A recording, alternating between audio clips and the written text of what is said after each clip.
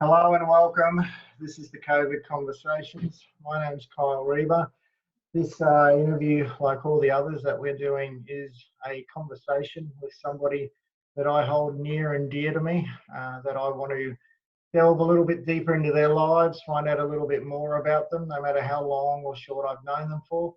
And also at the end, just basically get their take on everything that's happening in the world and what's happening in their lives and maybe how it will affect them. I think it's something we are all looking at moving forward.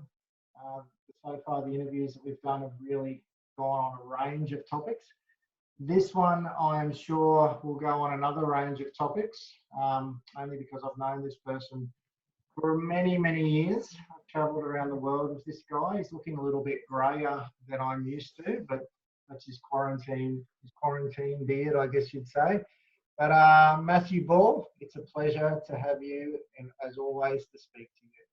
Thanks very much, Kyle. It's good to be here. That's it.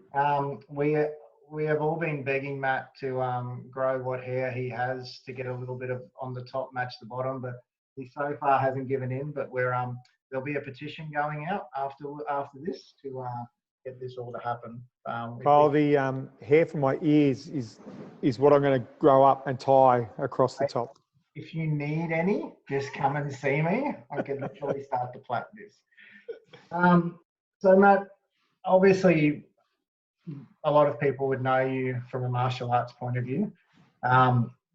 You've been heavily involved in the Bob Jones Martial Arts Organisation for 30 plus years.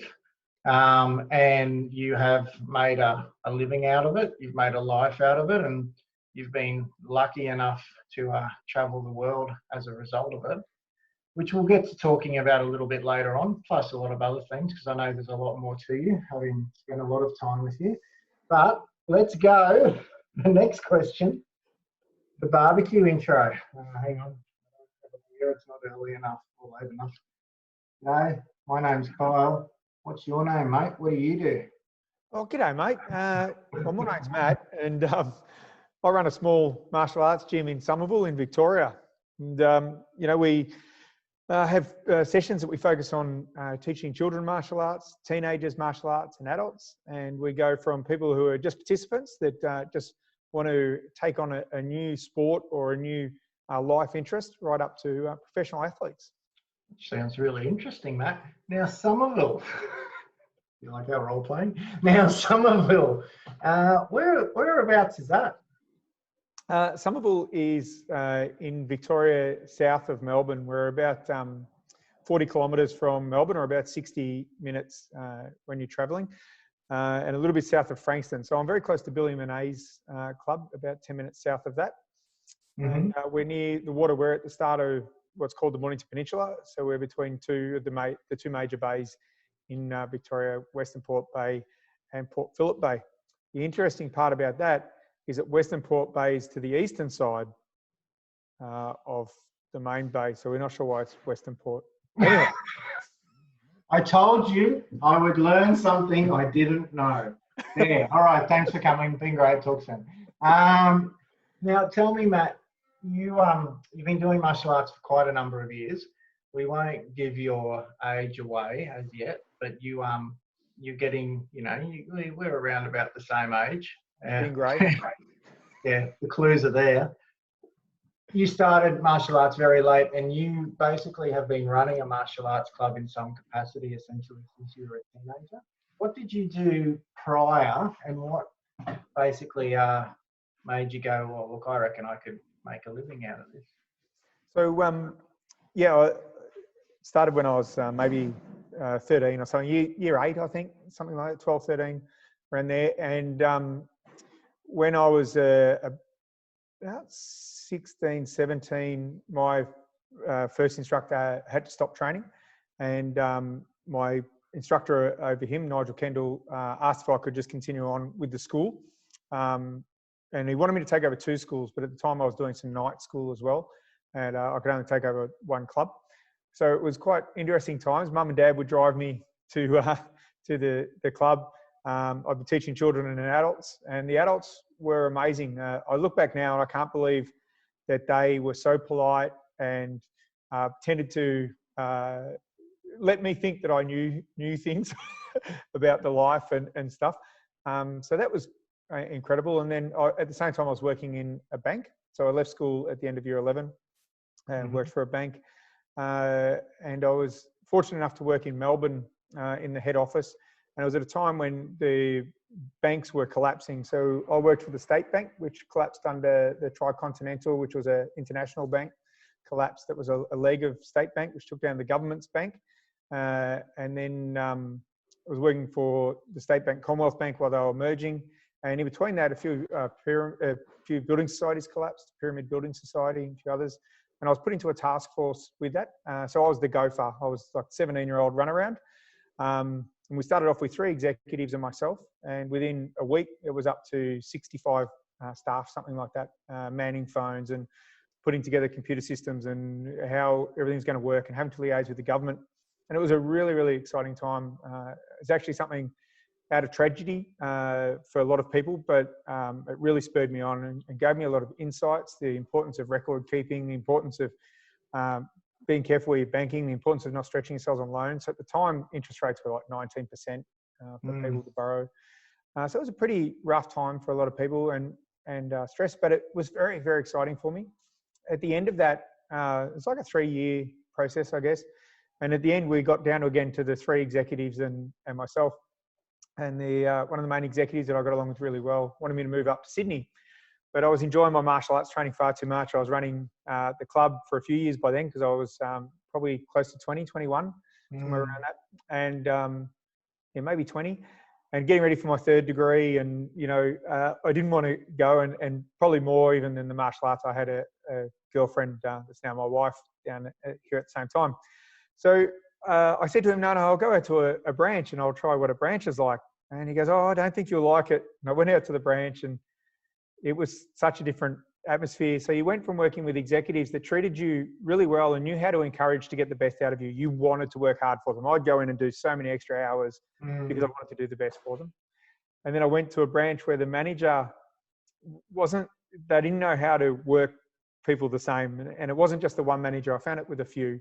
They was more about belittling and holding you in a position than about encouraging them to get the best out of you. And quickly realised I didn't like that very much. I was still stuck it out for a few years, maybe 2 more years. And in that time, I got myself involved in writing business plans under a competition with Shell Australia and Rotary Club. And they gave you a mentorship and helped you write your business plans. And I wrote mine on running martial arts clubs and teaching at high schools. And the first year I got an honourable mention. The second year I got in the top 3 places, and which was really encouraging. So then the next year I went out and opened the club and realised that a business plan is very irrelevant to the realities of what will actually happen and what we tell you that I'll be able to give you.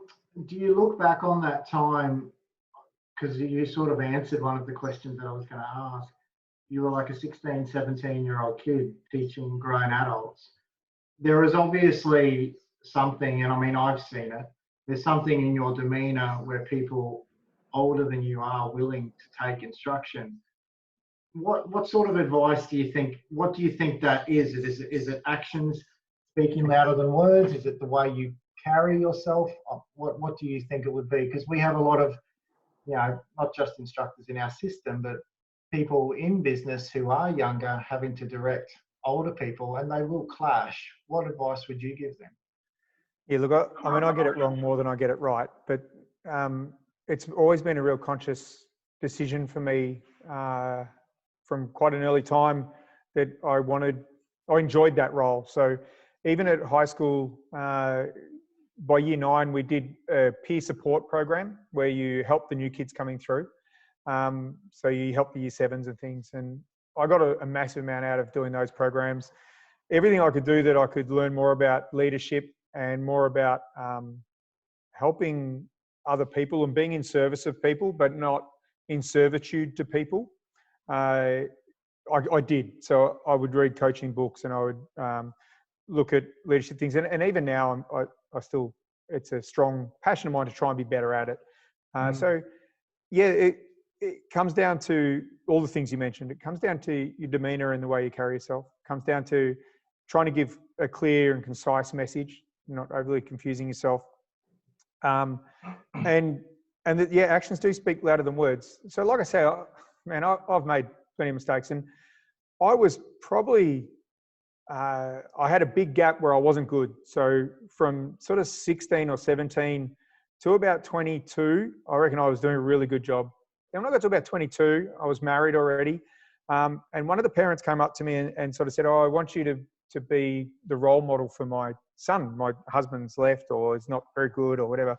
A couple of parents can't say the same thing, and it was too much for me. And I sort of rebelled. So I started doing nothing in clubs, but I probably wasn't leading my outside life as well as I should have been. It took me maybe 6 or 7 years for me to get comfortable with the idea of, they don't mean they want me to be their father. They just mean that we like the way you carry yourself and you behave, and we'd like some of that to rub off on our child. I didn't get that. Like it took me so long to understand. And it was crazy because that's all the stuff that I've been trying to do. So, yeah. Do you think it was maybe one reason you were sort of too much responsibility was thrust on too early, or you had to grow up too soon? Like you have a look at most 22-year-olds we know haven't held a position of authority for 6+ years by the time they're that age. Yeah, I think that was part of it. I wouldn't say it was thrust on me because it was always a choice, and I still relished in it. You know, it's a big ego boost when people put their faith and trust in you, and you know, want to listen to your thoughts and opinions. So it definitely was self-driven, but yeah, it was. I guess I had never really, and when I say I rebelled, I didn't rebel. So I was still working security every night, so I wasn't going out. I didn't really drink between the age of 18 to 21 because I was 17 to 21 because I was doing gradings and training hard and doing all those things. But like I say, after that, I probably relaxed a little bit, and I wasn't ready for those sort of roles. So what I did, the rebellion I did, Kyle, was I took myself out of teaching the kids so much. So I had my other instructors coming through, and I put them more into that role of taking the kids. So that was probably my rebellion, and it's something that even now I really miss. It's very hard once you've stepped away from doing those groups to put yourself back in it, because you've got to take someone else out, and I don't want to do that either. So yeah, do you notice, I guess, and this is a question I've asked a couple of people, the evolution of not just our organisation, but the evolution of training since you started? Do you think we're like, you know, I remember watching The Karate Kid in 1984, seeing a full-time centre and going, my God, that's amazing. You would have probably been one of the first full-time centres in Bob Jones Martial Arts. Is that correct? No, there's quite a few before me. Having said that, you're probably one of the longest surviving. Yeah, that's probably more the point, that I've been able to build it and keep it going. So when I first started working for myself, which was 1997, it wasn't until, I can't do all the numbers, but 15 years ago, I opened up the full-time place. So I went full-time in 97, but I was still teaching out of halls and things like that. And to be honest, there's no need to go to a full-time place if you're successfully teaching out of halls. It was a really hard struggle for quite a few years there, going from halls to the extra impact of a full-time premise. I'm glad I've done it, but it's not necessarily necessary for anyone that's contemplating it. Have a good hard think about it, because it's a lot of work, and you've got to really you've got to utilize the space at all times, because it's sitting there, you know, and you've got to use it. So sorry, what was the question again? Well, I guess the next question is... Oh, the evolution. Hang on. Yeah, the evolution of stuff. Yeah, no, I think, moving through that period has been fantastic. And it's not just the evolution of skill work, it's the professionalism of martial artists, and that idea of leadership. And I don't think it's because our previous people didn't have those desires or weren't good at that. It's just that there are so many more avenues for us to learn from now. and it's been going for so much longer.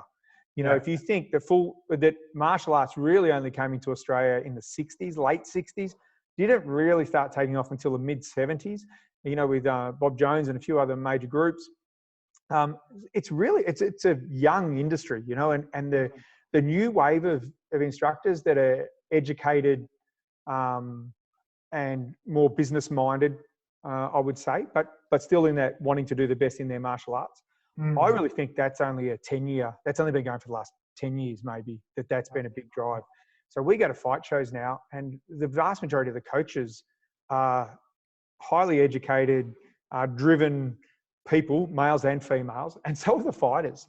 Whereas 10 or 15 years ago, and I'm not saying you need to be highly educated to do it, so I don't want to put that in there because I'm not, is that, you know, going back 15 years and 20 years ago, it was all underworld. So you went in there and you were very careful of who you related to, and you know, it was a very different vibe. Now the vibe is so much better, you know, and so much support for each other. With no matter what style or system you're from, if you're a good person, you're a good person. And I think that's where the big evolutions happen, Kyle. Is that it's now more about sharing than about holding something that you know, I've got this, so it's mine. Yeah. It's a big picture thing, because you sort of said, without going into it, underworld sort of thing, like especially fight shows in inner city Melbourne or martial arts in that area, there was definitely an element of that in the 80s and mid 90s. Whereas now, you know, I'll take my two daughters to a fight show and not even think twice about it. Yeah, that's right. Definitely changed. Yeah. So I guess the next thing, before we move on to the next question, why martial arts? Was it a parental decision? Were you a wayward child? Was it too many Bruce Lee movies? Because it's very interesting to hear, because I mean, obviously these people, some of the people I'm interviewing, 30+ year martial artists, obviously you didn't start with all this vision in mind. What was the thing? What did it? So I lived on a farm out of town, so not very far, maybe 4 or 5 kilometres out of the main town. But you're Somerville born and bred, aren't you? Somerville, yeah. Well, I moved here when I was 6 months old, so yeah. So Somerville born and bred, and my father worked in Melbourne, so he'd leave very early in the morning and get home quite late at night, sort of 7 o'clock at night, sort of thing. So I'm one of 4 children, and the youngest. So mum had a lot of running around to do, and also we had the farm, so there were the animals to feed and all the other things. So if we wanted to do something, we had to do it ourselves. So we had to ride into town, or we worked out lists with other people, or we had to timetable it so mum could fit it in. And my brothers and sisters we're quite varied in age. So it also meant that sometimes they could help out, but most time being older brothers and sisters, they didn't want to either. So I tried cricket when I was like 8, and my dad didn't like it interrupting our weekends, so I had to give that up. One of my brothers was quite sporty. He was into football and things, but I wasn't very good at sports, and I always felt that it was an imposition to my parents and didn't want to put more pressure on them at that stage. So I sort of stayed away from sports. And then in high school, in that year 7 and 8, a couple of my friends started training, and they drove past my house and they could pick me up to take me. And when I got there the first night we trained, I got winded like 4 or 5 times. Was in stretched jeans, got talked into taking in the class. We had guys doing, having to have people on our shoulders doing squats in stretched jeans. And I came out and went, oh my God, that was the best thing ever. And probably having 2 brothers that regularly wrestled with you and stuff that were a lot older meant that I wasn't intimidated by that, and actually found it exhilarating and exciting, So yeah, it was no desire to train in martial arts. I wasn't looking for a thing. I liked movies like everyone else, but I wasn't driven in that way. But once I got into it, and I liked the military aspect of it too. I liked getting told that this is the rule, this is the line. And I still try and push lines and boundaries. I sometimes can have trouble controlling what I think is my sense of humor, which other people just think's my annoying personality. But I've Like that. So having someone that was very strict and I had to do exercises all the time if I did it wrong or I copped a hard shot in sparring or something like that. I loved it, man. I loved having those boundaries and those rules come in. So yeah, that's why that's why I stuck with it. It was the rules. It was a place of discipline, and I had no effect on anyone else. So if I was crap, it didn't affect anyone else.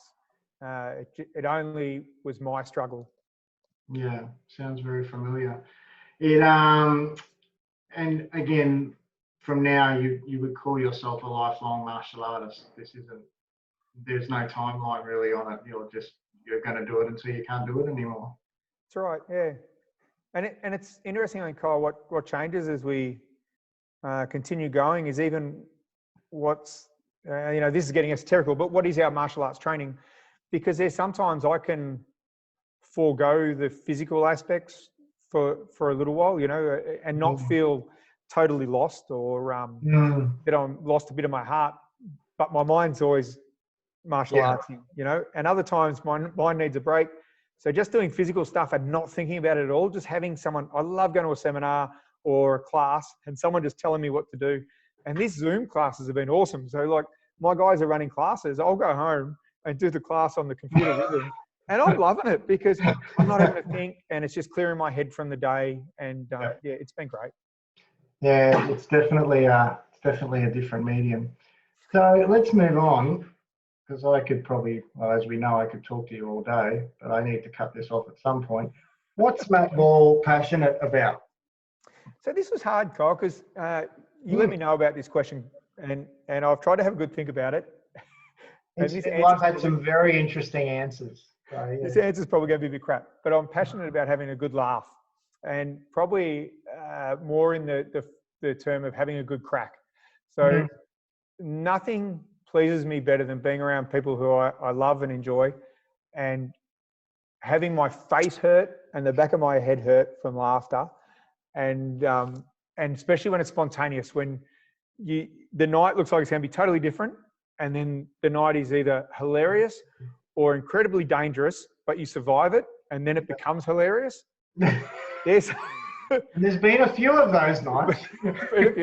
And some of those are some of my fondest memories. And even when I'm traveling, it's either my memories when I travel are either I learned something incredible, I ate something incredible, or I had the funniest experience ever. So, my passion is having a good crack. So it's just living life, isn't it? Because you have traveled a lot. And I guess that's something that we might move into later, but that's something that is, I guess, on hold for the moment. So if that's your passion, do you find you're having to try and find that passion in other ways, i.e. some interesting FaceTime sessions, like for those, before this sounds weird, we had a very, Matt and I were in a very funny, to say the least, FaceTime session last Friday evening, and it took me about 2 hours to be able to move my cheeks and not hurt. and that's a case in point. So we got together and started chatting, and it was a good chat, and we were having a few laughs, but not much was happening. Then one of the guys on the thing, his microphone just kept cutting out, and it was nothing, but it was so hilarious. So it's those sort of spontaneous, those sort of spontaneous things. And we were chatting to people from different continents or different countries, and I think I've been annoying the people around me by keeping on wanting to have chats, by 3 o'clock in the afternoon, I'm going, oh, who wants to jump on? But you are that person, you need connection. And I think it's, we both, a lot of us said at the end of that chat, why can't we do this every month or every couple of weeks? Yeah. Because this program was around prior to COVID. It's just now getting used more than ever before. Well, Kyle, because we're normally overseas at a fight night, running a training day, writing up a training day, fixing our website, doing some advertising. You are right, my friend. You are right. I love it when people say to us, you must be really quiet and bored or unemployed at the moment. I'm like, no, I am fucking busy as ever. Yeah. I've got so much shit on. At the start of this, or at the end of the last year, Kyle and I wrote up our weekend calendars. And I think both of us had like 2 weekends out of the 52 that were going to be free totally, and probably only about 5 that didn't have something on both days of the weekend. And we've gone from that to nothing. But I think we're the sort of people that fill in time very quickly. We make things which is good sometimes, but not good other times. I used to have this chat sometimes with Tom, and he'd say, "Oh, Matt, I want help, but you're too busy." And I said, "Tom, I'm always busy." And he goes, "Oh, I know, you have to do a lot." And I said, "No, man, I just make myself busy." I said, "I don't even know what I do half the time, And I think that's something that I really need to work on, is making my time more concise and valuing my time more, and not just filling it, just filling it. Yeah, it's filling it for the sake of filling it. Yeah. But again, like you said, there are those people who say they're busy, and when you dissect it, you really go, how busy are you really? It's like the people that say, I don't have time, and you go, I don't know. But it's not a competition. What is, now, this is an interesting one for you, because, I mean, you've seen a lot and you've been around the world. What is on your bucket list? Yeah, this is another weird one, Kyle, and I'm going to come out of left field on this one. And I'm going to say, this is so weird. So I need to press the censor button or something. And this is no. And this is only because you asked today, so this could be different tomorrow. So on my bucket list is financial independence, and I'm going to tell you why that's on my bucket list. So the reason it's on my bucket list, and the reason why it's really strong in my mind at the moment, is because imagine if I was financially independent and I could employ any of the instructors here full-time just because they're amazing instructors, and not because I need to have the time for classes or the money, which is the main constriction to being able to pay them. Or imagine if I was able to help out Tom or Alex or one of the other thousands of people, the kids in the Dominican Republic, the people that we've met on our travels who are in such worse positions than us. If I could just say, like nothing extravagant, but here's $100 a week to buy you food to get you through this point in your time. And some of these people mightn't even need my help, but that's what's hurting me at the moment. That's what's really making the COVID thing a struggle for me. It's my friends that are struggling in countries that can't give them support in the same way we have. They've got supportive community and supportive numbers, but the community's in the same situation, Oh, it goes so far. Yeah, so if I was financially independent and I could do that, that would be amazing. And then even to just have the ability, the freedom to decide to want to do something. So even when times are good, to have another experience and just decide I'm going to do that experience, and I would love for this person or these people to be a part of that experience with me, and let's just go and do that experience, like. Because you would say you live. So I guess my bucket list is, I've always, when I put things on my bucket list, I've been very good at ticking them off. Yeah. So I strive at them, and I generally achieve them. And a couple of times actually that's been a downfall because I've had nothing to look forward to. I've had to go back and remind myself to be really grateful and thank. And the chief really helped me out with that. Maybe 20 years ago, I had achieved everything that I'd wanted to achieve up to that point. A lot of things that I'd put a lot of time and effort into. And he reminded me that being grateful, that's not the right word, but was the next important step, and taking time and reflecting on it, which was interesting coming from the chief because he's not the sort of person to do that either. So it was good coming from him. So I'm generally good at marking stuff off, but the ability to be able to help others just because I can would be an amazing thing. Do you think sometimes, because I mean, like I said, you and Kylie live pretty simply. It's not fancy cars, big houses and that sort of thing. Do you find, would you say sometimes, like you said, you want financial, to help people and that sort of thing. Do you think there are a lot of people out there who maybe, this is a good time, and this might lead into our next question, but this is a time when people are maybe having to really stop and go, God, I waste a lot of money, or I could be spending my money on this instead of that. Yeah, for sure. And Kyl and I try and live it, we live a simple life, but we travel a lot and do other things, and we haven't had children. You live that simple life so you can go and do those other things. That's right. Yeah. So we've decided where we use our expendable income, I suppose, and there's more we could do with ours too. Still got to have a life, and yeah, we've saved money in that. We've saved money in that out of Kylie's wage, unfortunately out of mine, not because it's not there, but we can see where we would normally be spending a fair bit of money on social outings. So catching up with friends, going to dinners, some takeaway, that sort of stuff. But I don't want to stop that. So I'm not going to stop that when it comes back. That money's earmarked for that, because that goes back to what I was talking about before. That's my passion is those times with people. So yeah, it's a good lesson on what we're spending money on, but that doesn't necessarily, or maybe it's a good reflection. So then I get to decide where is the value in it? Is it valuable enough for me to want to keep doing that? Or is it the value not there? And why am I doing that? Why am I wasting money on this item or these things? Yeah, definitely. I'll just 1 second. I will talk to you later. Sorry, I just had to duck across to one of my daughters. She had a school question. Was it mathematics? No. How did you know? Did I tell you the other night? She even said today, she goes, I need help with my English. Are you okay at that? I said, oh, come on, man. Yeah, look at your writing. I can write well. I'm no Nigel Stupples, but I can write well. All right, we've digressed. So we sort of delved in a little bit there. Come back. What the COVID side of things? Now, obviously, you and I have been in discussions, God knows how many times a week since the shit started to go down.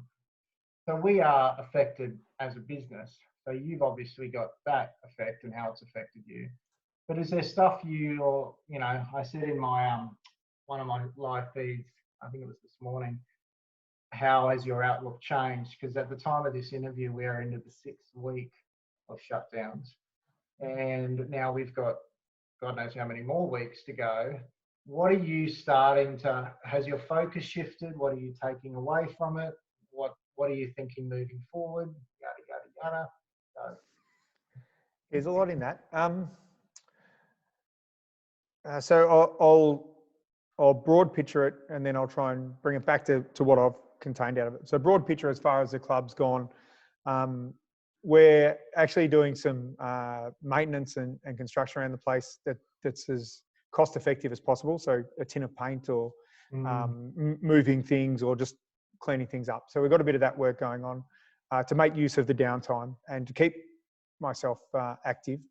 At the moment, one of the young guys that works for us, he's out the back digging a hole to help with drainage and things like that. So we're trying to get some of those things done. We're trying to really lift up even more our customer service, which I don't like using that word because I don't think of my members as customers, but so service to the members, I guess. We know that we've built a much stronger online presence than we've ever had before. You are running, I think, did I see this week, 30 Zoom classes or so a week? Yeah, now there's a reason for that, Kyl. That's not actually just for our members. It is for our members, but it's not just for our members. Mm-hmm. And this is going to go back to what I want to bore down into. So the thing I want to bore down into is the importance of service and being in service. And I mentioned it before. Yeah. For people, I think, who teach, work security, are leaders, but are still led and recognise those tables, service is a massively important thing. And it's what actually keeps us sane. So I think when the COVID-19 first hit our clubs, I think that's where most of us were lost. It was, who am I now and what am I now? Agreed. And we had to work out where we're going with it. So part of the reason why, sorry? No, I just coughed. Carry on. Part of the reason why we're running so many classes is that I'm really lucky that we have a number of full-time instructors and quite a few part-time instructors as well. And I'm really worried about them being lost. And I'm also worried about them not being able to earn a wage. So we could probably get by running 3 classes a night, but sometimes we're running 7. And that's to give these guys and ladies a purpose, that they are coming into work for at least a couple of hours, that they're getting the interaction with the people around them, that they have to think about what they're going to teach, that they have to put programs together, that they've got a responsibility.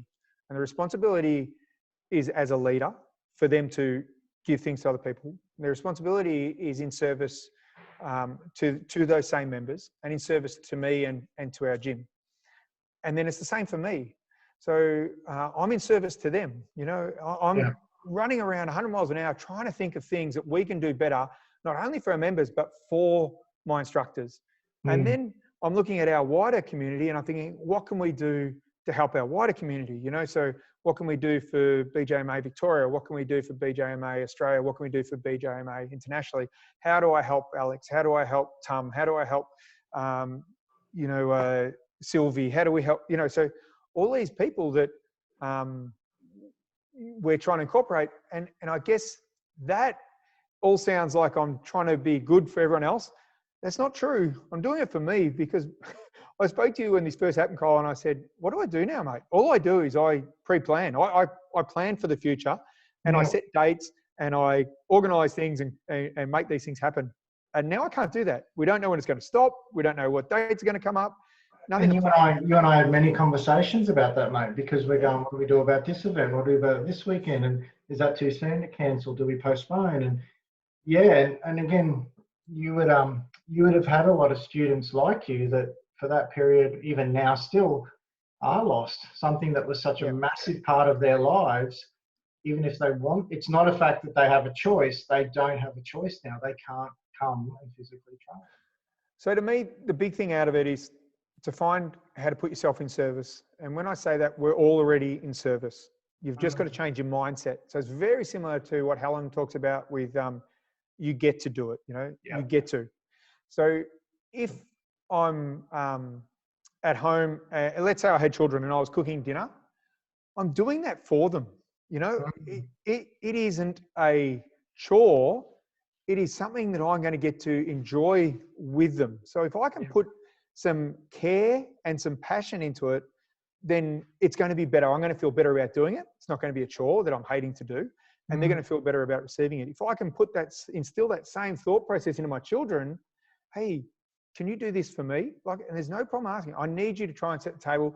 Can we do it really pleasantly? Like, I want you to think of it as the main task for today. How can you do it better than we've done it before? You know, and I know that half time that conversation is not going to work. You know, I'm not living in la la land. But if we can set up those concepts of doing it for someone else, not that it's a chore, but we're doing it because we want to do it. We want to see the pleasure on that person's face. We want to see the openness of their heart because we've done something for them. That's really special. And I think the important thing for someone like you and I, Kyle, is that we need to recognize the importance of that for others and be willing to ask them, can you please do this for me? I would really appreciate, and not in I would appreciate if you did this, but in you know what I really need done? I've really been wanting someone to help me with this.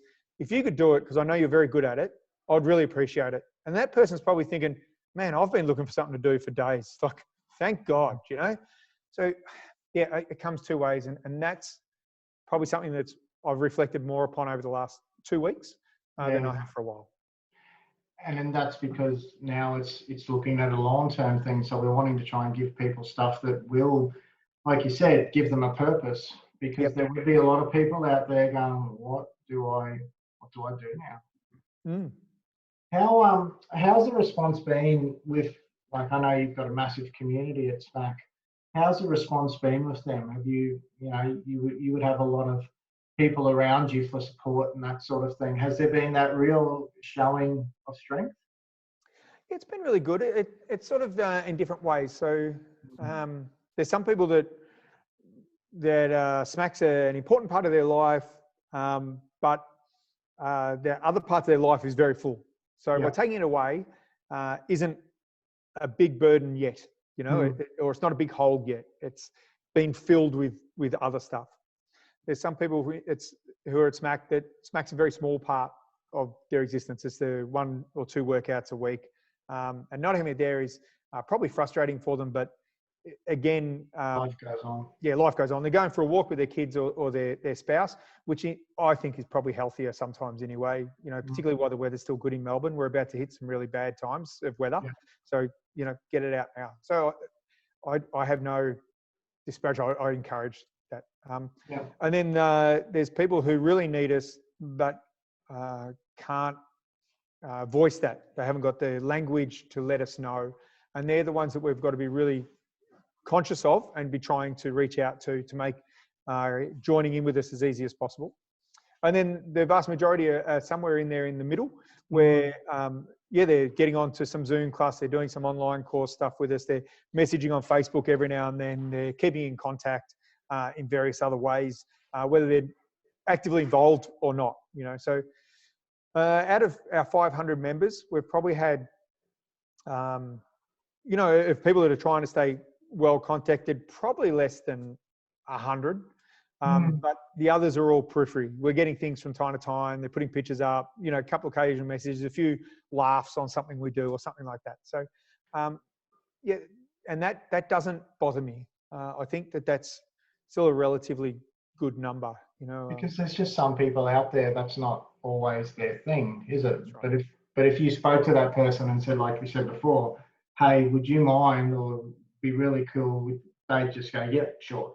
Yeah. And there's some people whose life has just become insanely busy. You know, like if you're a mum with a few kids, and in Victoria, we still can't send the kids, or some people can send their kids to school, but it's advised, they're getting advised not to. So most children are still at home. So if you're homeschooling all day on top of all the other things that you normally do, and then you still got to get the dinners ready and all the other things, you know, it used to be that the time that they could come here and train, or the kids down here to train, was a bit of a break or whatever, but it's another difficult thing to lob onto their table for some of them. For some of them, they're able to use it as that a bit of escape time, or trying to get the kids to be active. Yeah, so I don't think, I cannot be judgmental in any way in what people are doing, other than to say to them, I'm here to support in whatever aspect I possibly can. But that doesn't mean I can come around and cook your dinner and teach the kids during the day. Well, there's only so much you can do. And like I said, right. just maybe sometimes just an ear. What I guess is one thing, is there anything that when the green light is given, like just from a personal, professional, any sort of view, one thing you go, I might do that a little bit differently? Well, this is maybe, remember this, like you said, you're just wanting to get back to that, like you miss your life. Like you said, you would have had a lot of travel plans booked in, and they're gone. Are you just itching to get back on a plane seat? No, not really. Look, I'm not saying that I wouldn't get back on a plane. and I'm meant to be in Denver in 30 days. I was meant to be in Thailand this weekend. You know, so there's things that I'm missing out on, but I don't feel a hole for those things. I'm not yearning really for anything other than just getting back to it. You know, like when we stopped in Feb, we were at the highest point we'd ever been with member numbers, the most retention we'd ever had, new members coming in. We were going really well. Our base was great. Our instructor level was amazing. We were getting extra training in. We're in a really good spot. We're the best spot we'd ever been in. So what do I want to do different? Nothing yet. I want that back, Kyle. And it's a conversation that I've had with a couple of owners and even club instructors at a smaller level who are very concerned that this may be the finish of them. One thing I've said to a few of them is, if you got there once, you can get back there again. Yeah. And you might actually do it quicker now, because you'll go, don't do that, don't do that, don't do that. I need to do this more. So who knows? This may be, I mean, again, we've got to try and find positives. you know, you and I are sitting here going, when we open, I'm going to do this, and this, and off we go. Yeah. I think that's it's something I have to be a little careful of when I'm communicating and talking with people, is because I know that this is a really tough time for people, and I know there's some people that have really low income with both people out of work, or if it's a single parent family. Yeah. But I'm going to say this anyway. I'm excited by what's been happening because I've had to rechange everything. It's made me have to get up every morning with new concepts and new ideas and follow things up from yesterday. And I'm up until 10:30, 11 at night on the computer, editing classes from that night to get on the web. So we've got them available for our other things. So the instructors can, you know, it's constantly changing it. And yeah, there's anxiety in that, but it's exciting. When it's not going to be exciting is when I run out of money. But, you know, at the moment, there's a level of excitement, and to get back to things, there's going to be that level of excitement. But yeah, there's down bits, you know, and I don't want to keep bringing it to money, but when I've got to pay the staff wages, even though we're going to have help from the government, that's a month down the track. We've got to come up with all that money first, and the money wasn't there, you know. And there's stresses and pressures, but I'm pretty good at making them last for a couple of hours and not dwelling on them and working out how to compartmentalize it. Okay, so I can either deal with it now and get it done, or if I'm unable to deal with it now because I need other information or whatever, well, let's not worry about it until this time slot when I can actively work on it, you know. So I'm quite good at that, and that helps keep me buoyant through most of the time. Is that something that you, because you are probably one of the most positive people in a negative situation I've ever met in my life, is that what you would say is a technique you use? Because I do remember sending you that message a couple of weeks ago, and I said, how's your day going? And it's, I need to get X amount of money here, and then I need to, other than that, my day's great. And I'm just, you're just LOL at the end. I'm like, okay. Yeah, I guess part of it's that laugh or cry thing. But it's also, I'm really happy that I grew up on a farm, and I might have been exactly the same if I hadn't. My family, my dad's an engineer, my brother's an engineer, my other brother's a builder. We were able to use power tools and weld from primary school age group just because dad wasn't at home and the tools were there and mum was inside, you know. So I had paddock bombs and things. So when something went wrong, all your hands, you got all your fingers still? Yeah, that's right. Fluke, I don't know how. But if something went wrong, we were expected to try and fix it, even from an early age. So if a fence broke, we had to try and fix it. If a cow was stuck in a drainage and drowning, we had to try and get it out. You know, it was there's a crisis happening, you better problem solve it because no one else is going to have it. And I've said to you, and I say to Pete, one of our big sayings between the three of us is, all right, time to put the big boy pants on. You know, like we'll complain about it and sook about it and go, oh man, this is pain. Why is this happening? Well, who's going to fix it? Well, no one. All right, put the big boy pants on. We're the adult. Let's go and fix this up, you know. And so that problem solving aspect has been really good. Where it falls down for me is that it sometimes makes me act too quickly. And then I've done things before I probably should have and realised that the repercussion is going to be this. And if I had held out, I could have been in a better situation, possibly. You know, other times it works really well. Well, it seems to be working well at the moment. Mate, the only thing I'd say in closing, and it sort of was something that I was going to talk about, I guess, passionate and bucket list and all the rest of it. You at your let's just say you're a bit you're somewhere in between the 45 to 50 range. We won't say exactly how much, but you've done a lot in your life, and I distinctly remember when I was sitting at the beautiful laundry bar. I think it was 2017, one of the Thailand trips, and I think we both looked at each other. We may have had a couple of singers already, but you said to me, I am so happy that I have met you.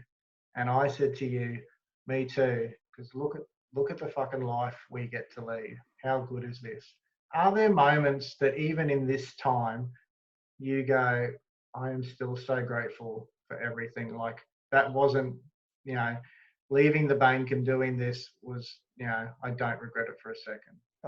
Absolutely, absolutely, Kyle. So not only so from a point of view of going right back to the start, from that leadership point of view, I feel like I've been able to continue to grow and build on that aspect. And there's so many times that I look at the guys around me and what they're achieving, and it blows me away, And some of the things I've achieved that I never ever thought I would. Having a fighter at Madison Square Garden, I'd totally written off like as a stupid dream, as in not even a dream. I made a point to the chief once that it's not like I will ever have someone at Madison Square Garden. So this is why these other aspects are important to me. Then 5 years down the track, I have a fighter. And on a personal point of view, like, I don't know if you saw, but Billy Monae's been training here the last couple of weeks, and Richard Norton's coming in tonight to run a class. So, like, and yeah, what a life. And that far outweighs basically anything negative at the moment. I mean, we have all these other things to be grateful for, and I guess that's the thing we need to be focusing on at the moment. And I've got to say, from a personal point of view, I know most of us luck out with our partners, but I started dating my wife, Kylie, when I was 15, or nearly 16, a couple of months to 16. She was 15. And we've been married since. And like I said, we haven't had any children. But, man, every night I feel so blessed. We're out till so late at night. And then we come home and Kylie's generally got a meal cooked for me. And she's had to think about it and go through all that drudgery of thinking about what she's going to do and cook. But she does it with a passion, and she does it in service of us as a couple and a team. So it's like, if I help him with this, then he can finish earlier with that. Then we'll get time to sit down and actually spend time together. So there's a purpose to it. And if I don't know, I feel so blessed, mate. Yeah. It is a team effort, mate. It's I think, and I totally agree. I mean, we are very lucky both to have partners that, I mean, there would be times they go, oh, not another weekend, but then they understand and see how much joy it maybe brings us, but also how much joy it ultimately brings us as a whole. Like all these things we get to experience. I have to admit that, Kylie doesn't approve of every trip. No. And every weekend being taken up. It's not that blissful, but as we said in one of our first shutdown conversations, as I'll call them, not COVID conversations, shutdown conversations. Both Kylie and Helen, they almost said the same words. Great, we get all our weekends back. Yeah. And now I think they're ready to push us out again, though. Yeah. Yeah. There's been a few times when Helen's got home from work and I've just gone, I'm going for a run. I need to get out of here. But mate, look, it's always a pleasure talking to you. You and I have been to different parts of the globe together. I am more than positive that in the next however many months or years, we will be doing that on many more occasions. For sure. There are a lot of people that I would rather not travel the globe with, but sir, you are one of those people that I would love to do more of it, and I would always have you standing behind me over many other people. So thank you for your time, Mr. Ball. Thank you very much, Kyle. Always a pleasure. You too. Guys, if you want to follow any of our episodes on YouTube, just go to the Kyl Reber YouTube channel. It's very simple. It's just Kyl Reber. That's Kyl, no E on the end. Matt's trying his hardest not to put a little joke in there. And see, I know him. And you can follow our Facebook page and go to the website, kylreber.com.au. One of the pleasures of traveling is listening to people from other countries say, try and read Kyle's name out. See? Do you see it? And I still love him. I don't know why. I'm still trying to figure it out. Me either. Thank you, mate. I'll see you later. Thanks, mate.